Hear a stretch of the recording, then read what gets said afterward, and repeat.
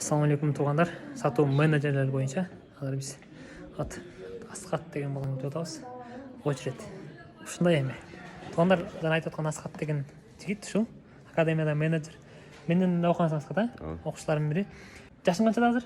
19-да. 19-да. Академияга келгенине канча убакыт болду? 9 ай болду. 9 ай болду. Өзүңдүн айттığınдай рекордуңда да, өзүңдүн тажрыйбаңда сатуу менеджер болуп иштеп, бир айда максимум канча акча таптың? Эң рекордуң? 60 миң. 60 миң, 60 миң. И бул только менеджерликте да. Менеджерликте да.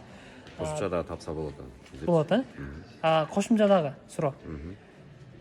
Мындай, сенин көз карашыңда менеджерлер так канча акча тапса болот? Максимум 100 миңге чейин жөнүнөн тапса болот. Смело. Көзүң жетет. Ушул сатуу менеджерлигин кимдерге сунуштайт элең?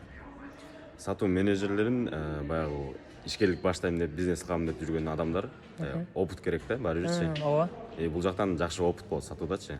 Сатуу бул жашоодогу эң жакшы мындай сапаттардын бири да.